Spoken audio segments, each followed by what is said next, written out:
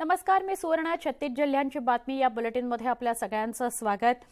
वेगवान स्वरूपातल्या बातम्या बघायच्या आहेत. सुरुवात करूया. नांदेडच्या शासकीय रुग्णालयात 24 तासात 24 जणांचा मृत्यू झाला. यात 12 नवजात बालकांचा समावेश आहे. या प्रकरणाची गंभीर दखल घेण्यात आलेली आहे. वैद्यकीय शिक्षण मंत्री हसन मुश्रीफांनी चौकशीचे आदेश दिलेत. मृत्यूला जे जबाबदार असतील त्यांच्यावर कारवाई होणार असल्याची माहिती त्यांनी दिली आहे.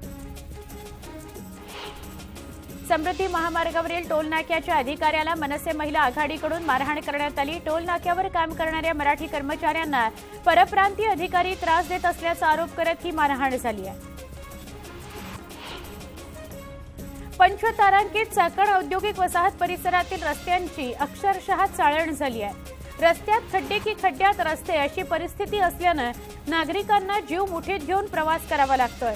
लोकप्रतिनिधींनी याकडे लक्ष द्यावं अशी मागणी केली जाते. हिंगोलीत धरणग्रस्त हक्क परिषदेचं आयोजन करण्यात आलं होतं. जिल्ह्यातील सिद्धेश्वर, येलदरी, ईसापूर या धरणात जमिनी गेलेल्या शेकडो नागरिकांनी जिल्हाधिकारी कार्यालयावर मोर्चा काढला. धरणं होऊन कित्येक वर्ष झाली पण प्रकल्प बाधितांचे प्रश्न सुटलेले नाहीत असं सांगण्यात येत आहे. पुण्याच्या इंदापूर शहरात छत्रपती शिवाजी महाराजांचे आजोबा वीरश्री मालोजीराजे भोसले यांची ऐतिहासिक गढी आहे. सततच्या पावसामुळे या गढीच्या पूर्वेकडील प्रवेशद्वारावरचा बुरुज ढासळलाय. इंदापूर नगर परिषदेनं तातडीनं पडझड झालेले बुरुज दुरुस्त करावेत अशी मागणी शिवप्रेमींनी केली आहे. उजनी धरणाच्या पाणीसाठ्यात गेल्या 5 दिवसात 8.63 टीएमसीनं वाढ झाली आहे. सध्या उजनी धरण 41.58% भरलंय. पावसाचा जोर कायम राहिला तर पुढील काही दिवसात उजनी धरण पूर्ण क्षमतेनं भरण्याच्या आशा पल्लवित झाल्या आहेत. उजनीमध्ये सध्या दौंड बंधाऱ्यातून 39,982 क्युसेक इतका पाण्याचा विसर्ग आहे. नाशिकमध्ये गणपती विसर्जन मिरवणुकीतील डीजे सिस्टीम सोबत असलेल्या लेझर लाईटमुळे 6 जणांच्या दृष्टीवर भयानक परिणाम झालाय. डोळ्यांची तक्रार घेऊन येणाऱ्या व्यक्तींची संख्या अचानक वाढली आहे. वैद्यकीय तपासात डीजेच्या लाईट्समुळे असं झाल्याचं समोर येत आहे. नेत्ररोग तज्ञ संघटनेनं सोशल मीडियाच्या माध्यमातून याबाबतची जनजागृती सुरू केली आहे. जालन्यामध्ये अतिजोरात डीजे वाजवल्याप्रकरणी मानाच्या गणपती मंडळांवर गुन्हा दाखल करण्यात आलाय. गणपती मंडळातील 42 जणांवर सदर बाजार पोलिसात गुन्हा दाखल करण्यात आलाय. आवाजाच्या मर्यादेचं उल्लंघन केल्याचा ठपका ठेवण्यात आलाय. सांगलीत पाण्यासाठी उपोषण करणाऱ्या रोहित पाटलांची तब्येत खालावल्याची माहिती मिळते आहे. तब्येत बिघडलेली असताना त्यांनी उपोषणात सहभाग घेतला. त्यानंतर त्यांचा ताप वाढला असून डॉक्टरांनी उपचार सुरू केलेत. विस्तारित टेंभू सिंचन योजनेच्या पाण्याकरता मंजुरी दिली गेली आहे. तरी अंतिम सुधारित प्रशासकीय मान्यता मिळत नाही तोपर्यंत आमरण उपोषण थांबणार नाही असा इशारा देण्यात आलाय. सांगलीच्या तासगाव कवठे महांकाळ तालुक्यातल्या पाण्यावरून आराराबा गट आणि खासदारांमध्ये चांगली जुंपली. आमदार सुमनताई पाटील आणि रोहित पाटील यांनी सुरू केलेल्या उपोषणावर खासदार संजय काका पाटील यांनी पुन्हा एकदा टीका केली आहे. पाण्याकरता कुणीही राजकीय स्टंटबाजी करू नये असा टोला त्यांनी लगावला. मुख्यमंत्री एकनाथ शिंदे यांनी टेंभू विस्तारित योजनेकरता 8 टीएमसी पाणी उपलब्ध करून देण्याचा निर्णय घेतला आहे. खानापूर आटपाडीचे आमदार अनिल बाबर यांनी अंतिम मंजुरी आणली आहे. वंचित गावातील शेतकऱ्यांना टेंभू योजनेच्या हक्काचं पाणी मिळावं याकरता आमदार अनिल बाबर यांनी पाठपुरावा सुरू केला होता. टेंभू योजनेच्या विस्तारित योजनेसाठी पाणी उपलब्ध करून देण्याबाबत महाराष्ट्र सरकारनं मंजुरी दिली आहे. कांद्यावरील निर्यात शुल्क रद्द करावं या मागणीकरता कांदा व्यापाऱ्यांचा सलग 13व्या दिवशीही संप सुरूच आहे. विंचूर उपबाजार समिती वगळता जिल्ह्यातील सर्व प्रमुख बाजार समित्यांमध्ये लिलाव ठप्प झालाय. त्यामुळे साठवून ठेवलेला कांदा खराब होत असल्याने शेतकरी हतबल झालेत. मान्सूनचा 4 महिन्यांचा हंगाम संपला असून या कालावधीत बीड जिल्ह्यात एकूण 79% पावसाची नोंद झाली आहे. या तुलनेत जिल्ह्यातील 143 लहान मोठ्या पाणीसाठा प्रकल्पांमध्ये केवळ 18%च पाणीसाठा झालेला आहे. धरण क्षेत्र परिसरात पाऊस झाला नसल्यानं सर्वसामान्यांसह शेतकऱ्यांचे डोळे परतीच्या पावसाकडे लागले आहेत. रत्नागिरी जिल्ह्यातील हर्णे इथले 4 ऐतिहासिक किल्ले नामशेष होण्याच्या मार्गावर आहेत। समुद्रातील सुवर्णदुर्ग किल्ल्यावर लक्ष ठेवण्याकरता बांधलेला भुईकोट किल्ला शेवटची घटका मोजतोय। या किल्ल्याचे 2 बुरुज ढासळलेत। शासनाकडून किल्ल्याच्या संवर्धनाकरता कोट्यवधी रुपये खर्च होत असताना हर्णे गावातील भुईकोट किल्ला नामशेष होण्याच्या मार्गावर आहे। छत्रपती संभाजीनगरमध्ये सोयाबीन पिकावर येलो मोझॅक रोगाचा प्रादुर्भाव झालाय। औषध फवारणी करूनही रोगाचा प्रादुर्भाव कमी होत नाहीये, त्यामुळे सोयाबीनचं मोठं नुकसान होत आहे। पीक विमा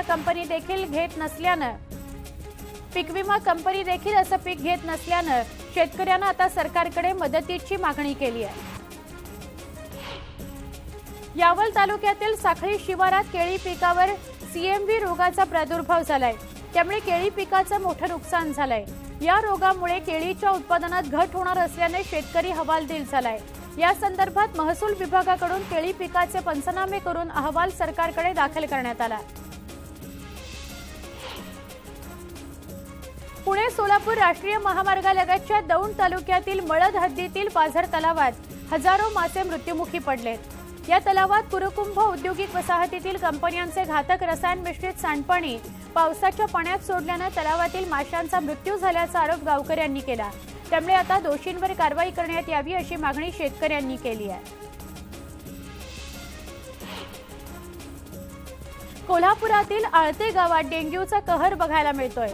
गेल्या 2 महिन्यांमध्ये या गावात 1000हून अधिक रुग्णांची नोंद झाली आहे। डेंग्यूच्या वाढत्या प्रभावामुळे ग्रामस्थांमध्ये भीती आहे।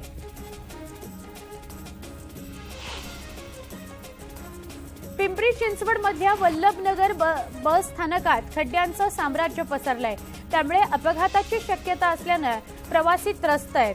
तातडीने उपाययोजना कराव्यात अशी मागणी प्रवासी करतायत। कोकणातील समुद्रकिनारे पर्यटकांनी फुलले आहेत। सलगच्या सुट्यांमुळे दापोलीत समुद्रकिनारी पर्यटकांची गर्दी बघायला मिळतेय। जिल्ह्याला पावसाचा ऑरेंज अलर्ट देण्यात आल्याने रेल्वेचे वेळापत्रक कोलमडलंय, तरीही हौशी पर्यटकांनी समुद्रकिनारी गर्दी केली।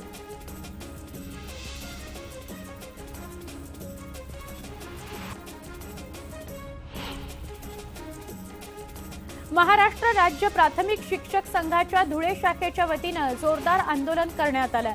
दैनंदिन शाळेमध्ये अध्यापनाचं काम करत असताना प्राथमिक शिक्षकांना अशैक्षणिक कामं, वेगवेगळ्या प्रकारच्या ऑनलाईन माहिती गोळा करणं, सर्वेक्षण करणं अशी कामं दिली जातात। त्यामुळे शिक्षकांवर कामाचं दडपण आलं असून विद्यार्थ्यांना अध्यापन कसं करायचं असा सवाल यावेळी संतप्त शिक्षकांनी केला। शाळाबाह्य कामं बंद करून मुलांना शिकू द्या या मागणीकरता धाराशिवमध्ये प्राथमिक शिक्षक संघाने जिल्हाधिकारी कार्यालयावर मोर्चा काढला। मोर्चात हजारो शिक्षक सहभागी झाले। मागण्या मान्य न झाल्यास आझाद मैदानावर धडक देण्याचा इशारा देण्यात आलाय। गोंदिया जिल्ह्यातील प्राथमिक शिक्षक संघाने गांधी जयंतीचं औचित्य साधत आक्रोश मोर्चा काढला। शिक्षकांना अशैक्षणिक कामं देऊ नका, जुनी पेन्शन योजना लागू करा अशा मागण्यांकरता हा मोर्चा काढण्यात आला। कोपरगावात गांधी पुतळ्यासमोर वकिलांनी धरणं आंदोलन केलं। सरकारची शाळा बंद करण्याची, कंत्राटी नोकर भरतीचा तसंच दारू दुकानं सुरू करण्याचा निर्णय त्वरित मागे घ्यावा अशा मागण्या यावेळी वकिलांनी केल्या। मराठा आंदोलकांवर झालेल्या लाठीमाराच्या घटनेची जबाबदारी घेऊन देवेंद्र फडणवीस यांनी राजीनामा द्यावा। बहुजन समाजाच्या मुलांना मोफत आणि सक्तीचं शिक्षण मिळालं पाहिजे अशा वेगवेगळ्या मागण्यांकरता मुक्ताईनगरमध्ये भारत मुक्ती मोर्चा आणि बहुजन क्रांती मोर्चाच्या वतीने रास्ता रोको करण्यात आला। मराठा आरक्षणाच्या मागणीकरता बीडच्या वडवणी तालुक्यातील खळवट लिमगाव इथं 13 दिवसांपासून बेमुदत साखळी उपोषण सुरू आहे। या उपोषणाला आज गावातील सगळ्या महिलांनी पाठिंबा दिला। गावातील महिलांनी रॅली काढून चूल बंद आंदोलन करत जोरदार घोषणाबाजी केली।